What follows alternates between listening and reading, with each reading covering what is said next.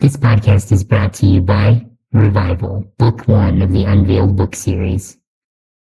Welcome back to the AI Analysis Podcast. Today we're doing a deep dive into classic literature. Literally. We certainly are. We are plunging right into, well, one of the most, I'd say, exhaustive, contradictory, and philosophically packed American novels ever written. Moby Dick or The Whale. And our sources for this deep dive aren't just the novel itself, right? We're looking at the history, the science behind it, too. Exactly. The mission today, really, is to move between the book's, intense psychological drama and then this almost encyclopedic level of detail on 19th century whaling, which was a massive global industry, let's not forget. Huge, yeah. And also connect it to the real-life historical stuff, the tragedies that actually inspired some of its most, well, terrifying moments. We want to give you that shortcut, that way into understanding why this book still feels so vital, so relevant. What's so fascinating, I think, right out of the gate is how the text just refuses to be one thing. It's not just a novel. No, not at all. You get these incredible, almost operatic monologues from Captain Ahab. Yeah. Very theatrical, sometimes even in, like, Shakespearean blank verse. Right. And then suddenly the narrator, Ishmael, is giving you these super detailed, almost documentary-style descriptions of whale anatomy, footnotes, and everything. And you also get these moments of profound spirituality. Like Father Mapple's sermon at the start, he's an ex-sailor himself, and it really grounds the beginning of the whole journey. It's this amazing mix, isn't it? Travelogue, autobiography, Ishmael's story drama, scientific notes, all filtered through Ishmael's voice, which itself kind of shifts around. It really does, and it's the sheer weight of information that's just, well, astonishing. It's not just a story about a mad captain chasing a whale. It's a meticulously researched account of an entire industry. Yeah, but underneath all that complexity, all that detail, there's still that core paradox driving it all. That this incredibly violent, high-stakes industry whaling that literally fueled the world's lambs and shaped global commerce, it all gets focused down into this one single pursuit. One legendary, terrifying white whale, hunted by a captain consumed by a hate that's, frankly, beyond reason. Exactly. That's the engine. Okay, so we have to start with Ishmael.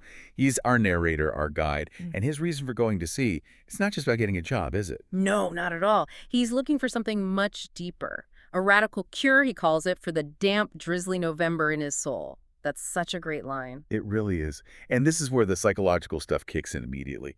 He talks about needing to regulate his circulation, escape this profound inner turmoil. He actually says going to sea is a better option than, walking down the street and just methodically knocking people's hats off, which is quite an image. It is. It paints a picture of someone right on the edge. It's this choice, isn't it, between the huge external violence of the ocean and maybe the crushing internal violence of staying put in civilization. He even calls it a substitute for pistol and ball. Pretty dark. Extremely dark. He sees the ocean not just as a place to work, but as like a mechanism for survival, a release valve for all this pent-up human volatility. He even wonders if it's all part of some grand program of providence, if he's fated to go. And where does he head first? Straight to the heart of it all, Nantucket. The epicenter. He calls it the great original of whaling, the Tyre of this Carthage. Okay, hold on. Tyre of this Carthage, that sounds incredibly grand, almost over the top for a little island off Massachusetts. Was Nantucket really that powerful? It sounds like hyperbole, but honestly, it's pretty grounded in how people saw it back then and how the book portrays it. You've got contact like Daniel Webster's speech in 1828. Ah, right. What did he say? He called Nantucketers a striking and peculiar portion of the national interest. He pointed out their population, maybe 8,000 or 9,000 people, was adding largely every year to the national wealth. This tiny island was basically bankrolling a big chunk of early American industry. Wow. So it wasn't just Ishmael getting carried away. The novel genuinely frames these whalemen as almost imperial figures. Oh, absolutely. The book explicitly calls them the Alexanders, who overrun and conquer the watery world. It says they're the only people who truly reside and riot on the sea, treating the Atlantic, Pacific, Indian Oceans like their own special plantation. That's incredibly aggressive language. It is. Merchant ships, in comparison, are just seen as these timid little extension bridges. It's a really forceful, almost brutal capitalist view of dominating the ocean. But then this whole aggressive, civilized framework gets completely upended almost immediately when Ishmael meets Queequeg. Ah, Queequeg, the pagan harpooner. Yes, that first meeting is designed to shock you, definitely. Yeah. And it leads straight into this profound moral inversion. Ishmael's initial reaction is pure fear, right? Describe Queequeg for us. Okay, so Ishmael sees this man with a dark purplish yellow color. His words and his face is completely covered in these intricate black tattooed squares. And the head. Right. The first time Ishmael sees him properly is in the inn, and Queequeg is just standing there quietly, holding a shrunken New Zealand head.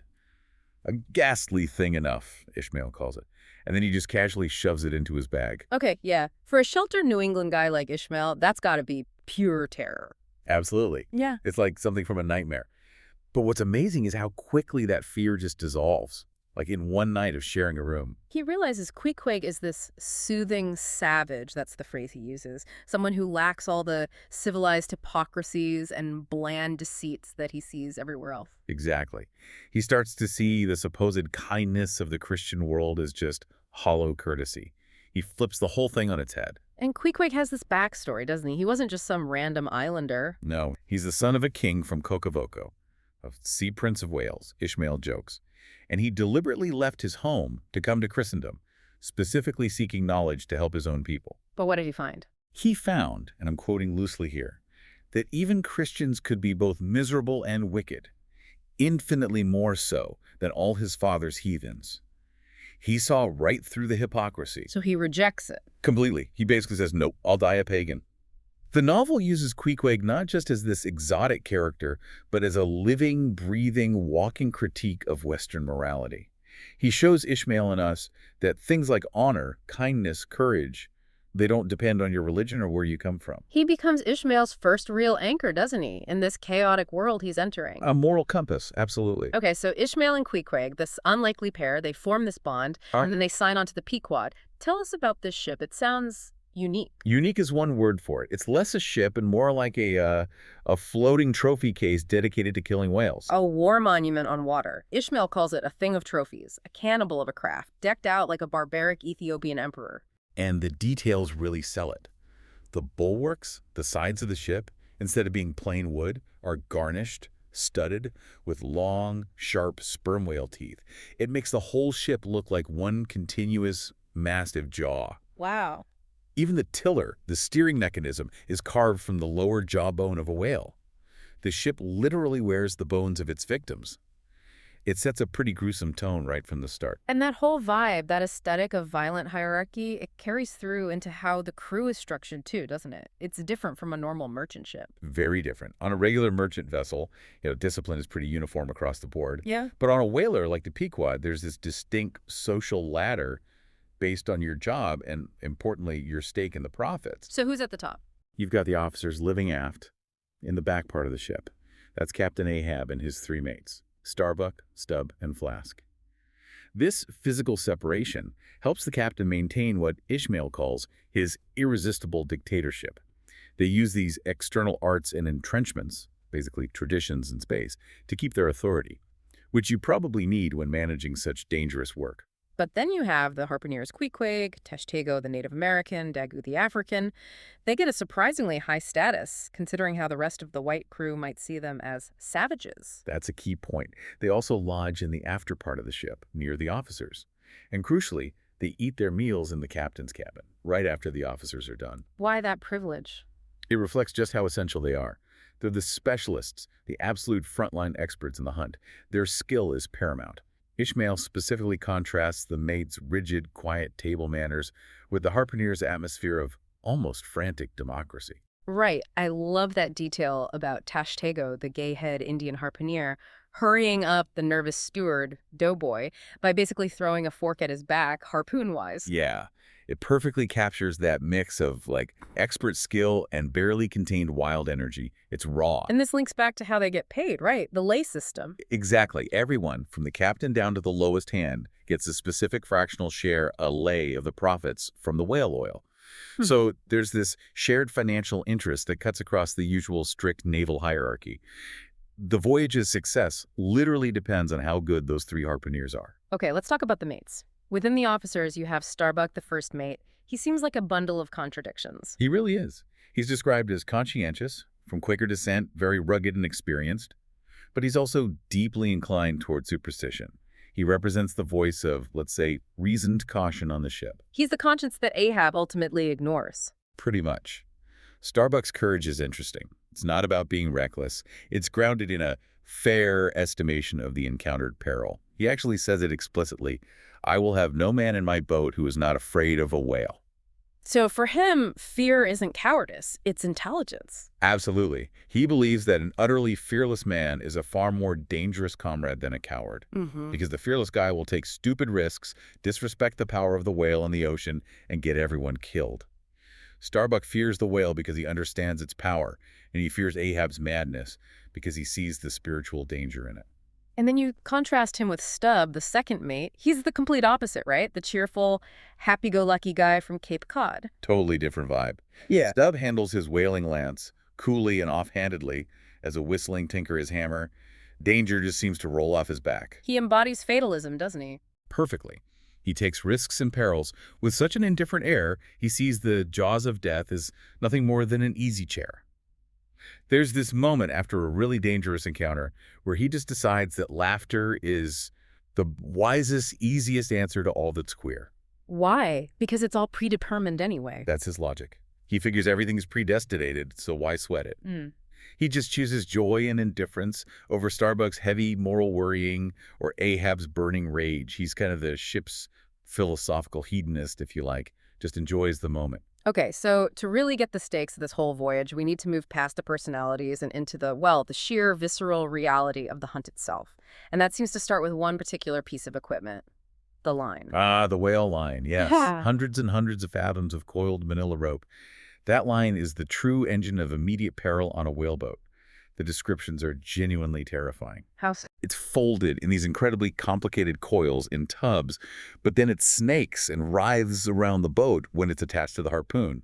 Ishmael says it makes the oarsmen look like Indian jugglers covered in deadly snakes. Because the real danger isn't necessarily the whale attacking right away.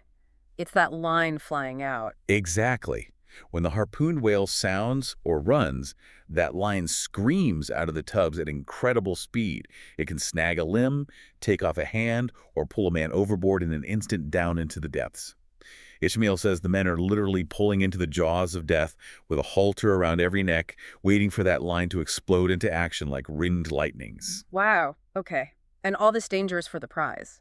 The novel goes into a lot of detail about the different kinds of whales, doesn't it? There's a definite hierarchy. Oh, absolutely. It meticulously distinguishes between the valuable targets and the ones considered, ignoble. And the number one prize is the sperm whale, the cachalot. That's the one. Not just because it's the biggest and most formidable, described as the true terror of the South Seas, but because it's the most valuable commercially. And why specifically? What did it have? This is where the jargon comes in. The sperm whale was prized for spermaceti. It's this waxy, oily substance found in a huge reservoir in its head, the case. Spermaceti. Okay. And that was used for? It produced the highest quality, brightest, smokeless light for candles. It was also a top-grade lubricant for machinery in the early Industrial Revolution, and even used in cosmetics and medicines. This stuff was liquid gold, basically, driving the global demand for this specific species. And then on the other end of the scale, you have the right whale, which the whalers seem to almost despise. Totally despised. The right whale only yields regular whale oil, which was much lower quality than spermaceti and baleen. Baleen. That's the bristly stuff in their mouths, often called whalebone. That's right. Baleen was valuable, used for things like corsets, umbrella ribs, buggy whips, springs, anything needing flexibility and strength before plastics and spring steel were common. But the oil was inferior, and the whale itself was slower, less dangerous, less prestigious to hunt. So hunting one was seen as beneath them. Pretty much. Stubb actually expresses outright disgust at having to bother with what he calls a blasted whale or an unappropriated corpse when they encounter a right whale. It was considered kind of slumming it. Okay, so they catch a prize, a sperm whale. Then comes the cutting in. This sounds like absolute industrial scale chaos. It is pure mayhem happening right there alongside the ship in the open ocean. The physics involved are just staggering. Imagine trying to butcher a creature the size of a submarine. How did they even start? They used these enormous cutting tackles, huge blocks and ropes rigged high up on the masts. Attached to these was a massive blubber hook, weighing maybe 100 pounds itself. This gets hooked into the whale's blubber. And then they just haul. They heave on the windlass, this powerful winch on deck. And the strain is so immense that the entire ship, the Pequod itself, gets violently pulled over onto its side. Ishmael says it shakes as if smitten by an iceberg. Every timber groans, the masts quiver. Just from the weight of trying to lift the blubber? Yes. And as they heave, they use long-handled cutting spades to slice the blubber away from the carcass in a continuous spiral strip, maybe 6 feet wide. Ishmael compares it vividly. Precisely as an orange is sometimes stripped by spiralizing it. They're essentially peeling the whale, rolling its massward body over and over in the water. That's an incredible image. And the danger doesn't stop there, does it? Even processing the blubber below deck sounds nightmarish. Oh, the blubber room. Ah. Yeah. That was a uniquely dangerous place. Men had to stand on these huge, slippery sheets of blubber as the ship rolled, hacking them into smaller pieces with razor-sharp boarding swords or spades. One slip and end. Exactly. You could lose fingers, a hand, an ankle instantly. There's a chilling line about how toes are scarce among veteran blubber room men. It's just a casual nod to the constant, brutal reality of this work. Raw, dangerous industrial processing happening thousands of miles from any safety regulations. This whole process, the entire narrative structure of the hunt, though, it's punctuated by something unique to whaling, the gam. Ah, the gam. Yes. This is crucial to how the novel works. A gam is simply the meeting of 2 or more whale ships at sea. It's a social call, basically. And Ishmael uses these meetings structurally, doesn't he? He does. It's a brilliant device, really, because it allows him to pause the Pequod's intense inward-focused journey and get news from the outside world, swap stories, and gather information. There are 9 of these gams in the novel, with ships like the Jeroboam, the Town-Ho, the Jungfrau. And these encounters, they function like chapters or updates from the wider world. Kind of like scrolls, which the narrator unrolls and reads, as one critic put it.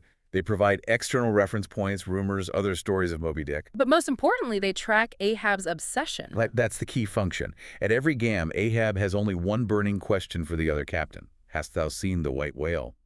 And as the voyage progresses, the answers he gets become increasingly dire, the sightings more ominous, fueling his monomania.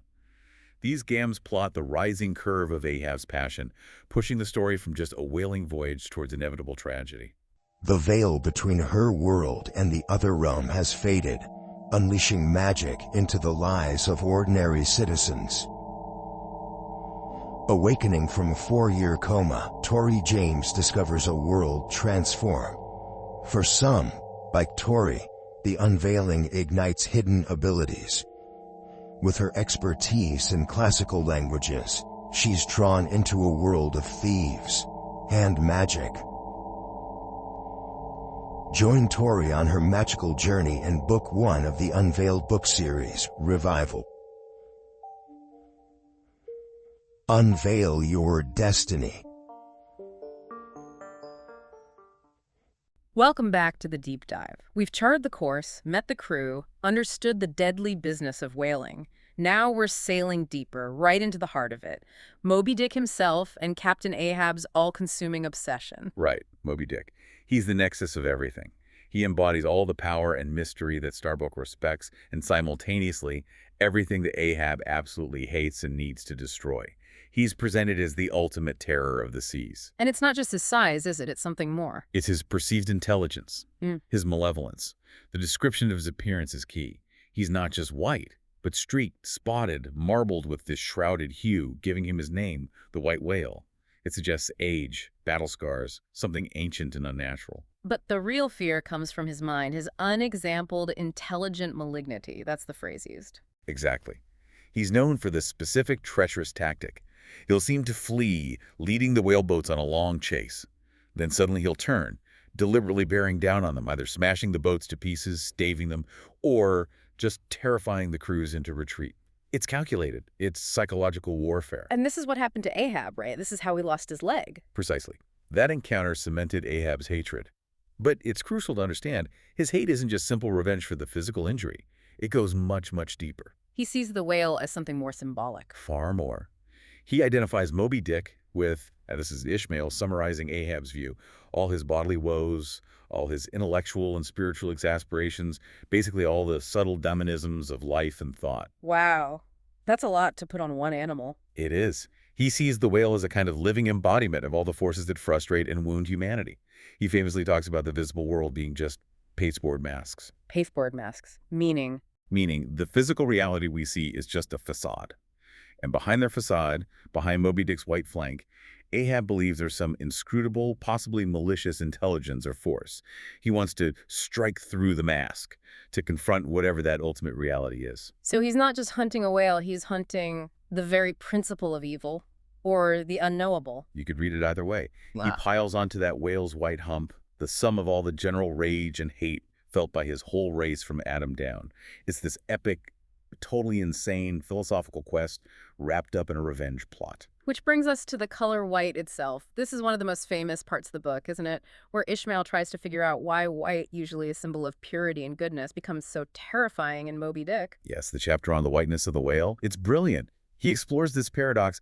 How can the color of light, of majesty, induce such panic and dread? He starts with the positives, right? Yeah, he lists all the traditional associations. The royal preeminence symbolized by the white elephants of Siam, the divine spotlessness seen in a priest's alb, the innocence of brides, the justice represented by the judge's ermine. White signifies light, virtue, goodness. But then he flips it. How does he make white terrifying? He pivots to things like the marble pallor of the dead, ghosts glimpsed in a milk-white fog, and significantly, the terrifying silence and deadliness of the great white shark, the Requin. The Requin. Why is that one so important? Because the name itself, Ishmael points out, relates to requiem or eternal rest, a kind of deathly stillness. The white shark embodies this cold, vast, deadly indifference in the ocean. And he connects this to Lima, Peru. Yes, he talks about Lima, a city known for earthquakes, where even the churches are painted white, creating this white veil of woe. He argues that this intense whiteness is more horrifying than decay because it suggests a void, an absence. It's the color of a universe that might be completely indifferent or even blank behind the mask. So the terror of Moby Dick's whiteness isn't necessarily that he's evil, but that he might represent nothing, absolute emptiness. That's the core of the horror. Yeah. Is the whiteness the veil of a loving Christian God? Or is it the ultimate intensifier of everything appalling and meaningless in existence? That ambiguity is what makes it so powerful, and what allows Ahab to project all his fury onto it. This whole philosophical struggle, the different ways of seeing the world, it gets perfectly crystallized in the scene with the Spanish doubloon, doesn't it? Ah, the gold coin Ahab nails to the mast. Yes. It's the prize for whoever first spots Moby Dick. But it becomes this Rorschach test for the main characters. They all look at the same carvings on the coin, but see totally different things. What does Ahab see? He looks at the symbols, mountains, a volcano, a tower, the sun, the signs of the zodiac, and sees only a reflection of himself and his relentless struggle, his own mysterious self, battered by fate. He reads the journey through the zodiac signs as his own life. From storm to storm, so be it then. It's all about his tragic destiny. Okay. Then what about Stubb, the happy-go-lucky fatalist? How does he read it? Stubb sees the whole zodiac as basically the life of man in one round chapter. He traces the signs from birth and youth, Aries, Taurus, Gemini, through struggle and love, Leo, Virgo, Libra, then decline, Scorpio, stinging Sagittarius, and finally death or sleep, Capricorn, Aquarius, Pisces. So a cycle. Exactly. He sees it as this grand repeating cycle that the sun goes through every year, and yet the sun comes out of it all alive and hearty. So his takeaway is, if the universe just keeps cycling through birth, struggle, and death, why worry? Laugh it off. Enjoy the ride. He completely deflates the coin's tragic potential. He strips it of the heavy meaning Ahab puts on it, but then there's Flask, the third mate, the practical one. Flask, or King Post, as he's sometimes called. He looked at all the grand symbols, the gold itself, the astrology, and sees absolutely none of it. What does he see? He sees $16, which he immediately converts into cigars. Let's see, he says $16, that's 960 cigars at 2 cents a piece. Huh, so he just reduces it all to pure basic commerce. Completely. He's the ultimate anti-philosopher. Those three readings, Ahab's tragic self-projection, Stubb's cynical acceptance of cycles, and Flask's pure materialism, perfectly map out the different ways the crew understands, or fails to understand, the deeper stakes of their voyage.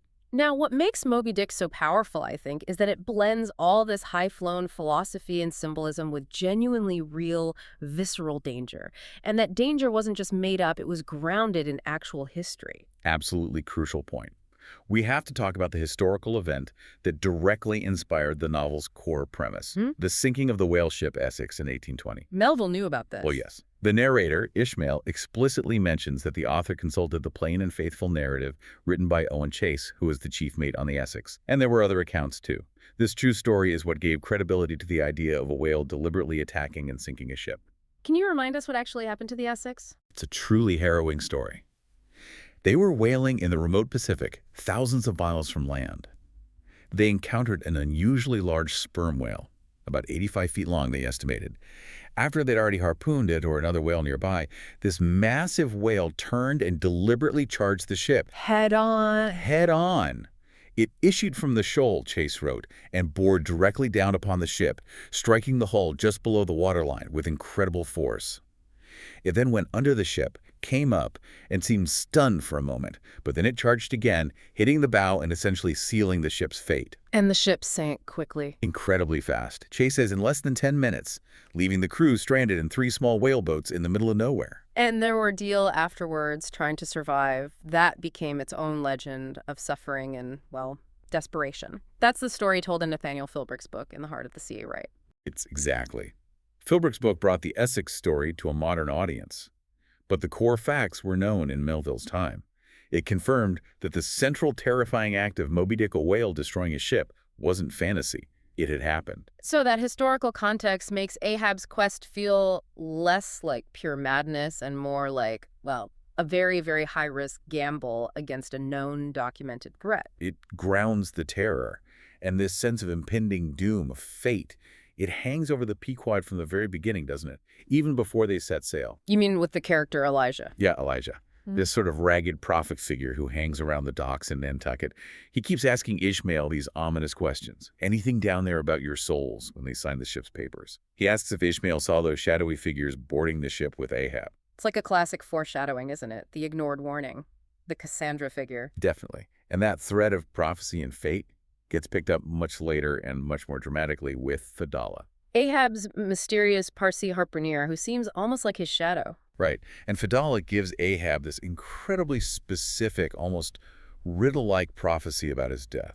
This is what really locks Ahab into his sense of invincibility, his delusion.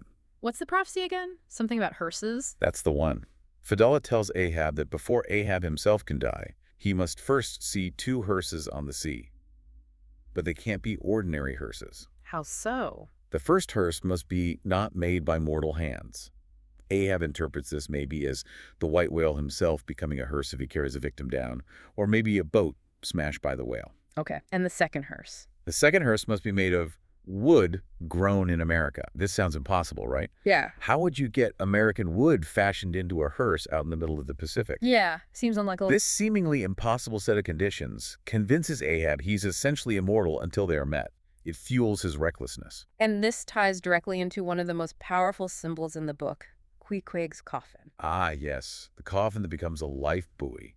It's a brilliant narrative loop. Tell us about that sequence. Well, Queequeg gets struck down by this terrible fever, and he becomes convinced he's going to die. So very pragmatically, he asks the ship's carpenter to build him a coffin. And he's very specific about it, isn't he? Extremely. He has it measured exactly to his size, intricately carved with the same patterns as his tattoos. He even has it provisioned for his journey to the afterlife: biscuits, water, his harpoon, his little wooden idol, Yojo. He lies down in it to test it out, finds it easy. But then he doesn't die. Nope. He just decides he's not ready yet, recovers completely, and puts the coffin aside. Later, the Pequod starts leaking, and they need to replace a life buoy that got damaged or lost. And someone Starbuck, I think, has the idea. To use the coffin. Right. They order the carpenter, who is thoroughly confused by all this, to seal it up tight, caulk it, and turn Queequeg's custom-made coffin into a life buoy. So the object prepared for death becomes the instrument designed to save life. Exactly. And here's the kicker. That coffin was made from wood sourced in America, presumably back in port. Ah, wood grown in America. It becomes the second hearse of Fedallah's prophecy, floating right there on the ship, ready to fulfill the prediction, while simultaneously serving this completely practical, life-saving function for the crew. The irony is incredible. The carpenter himself grumbles about it, doesn't he? About the contradictory demands placed on him. Yeah, he complains he's expected to make everything from bridal bedsteads and card tables, as well as coffins and hearses. Which perfectly sums up life on the Pequod, right? Life and death, the profound and the practical, hope and doom, all tangled up together constantly, often in really absurd and dangerous ways. So, looking back on this whole deep dive, it really strikes me that Moby Dick isn't just one thing. It's not just a story. It's this incredible synthesis of knowledge. We've touched on history, deep philosophy, but also a surprising amount of, hard science for its time, cetology. Absolutely. The novel is packed with technical, anatomical details about whales. And Melville uses that science not just for realism, but to actually enhance the whale's mystery and power. Like the stuff about the sperm whale's brain. Yeah, think about that. We learned its actual brain is relatively small, maybe just a handful. And it's hidden away deep inside the head in this tiny, protected cavity almost 20 feet back from its massive forehead. It's described as being secreted away like a fortress commander in a citadel.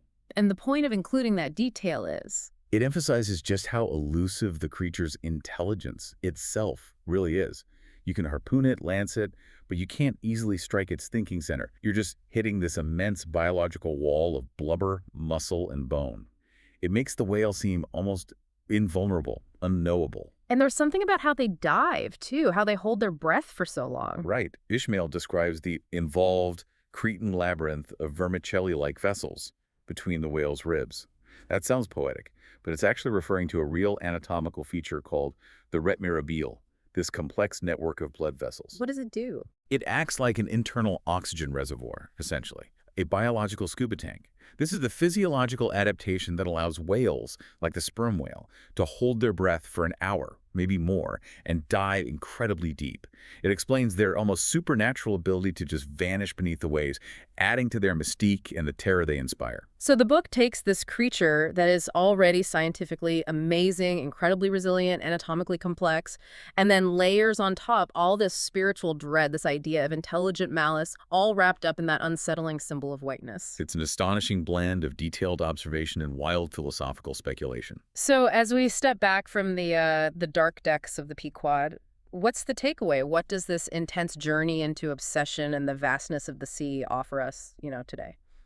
Well, at its heart, I think it's a profound and profoundly unsettling cautionary tale.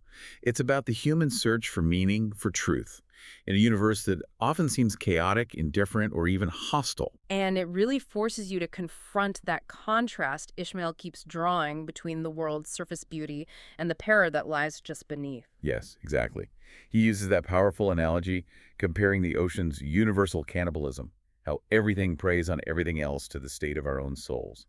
He paints this picture, doesn't he? The one about Tahiti. That's the one. He says, as this appalling ocean surrounds the verdant land, so in the soul of man there lies one insular Tahiti, full of peace and joy, but encompassed by all the horrors of the half-known life. That little island of peace and safety within us, surrounded by this vast, terrifying unknown. Precisely. And his final warning, the provocative thought he leaves us with, is just chilling. God keep thee. Push not off from that isle thou canst never return. Don't leave your inner peace searching for something out there in the chaos. Because you might not make it back. The ultimate question the novel poses, I think, is how much of that internal peace, that insular Tahiti, are you willing to risk? For vengeance, for knowledge, for confronting that potentially terrifying truth lurking behind the mask? A really unsettling challenge indeed. Something to think about, anchored against the darkness surrounding your own inner Tahiti. Thank you for joining us for this deep dive.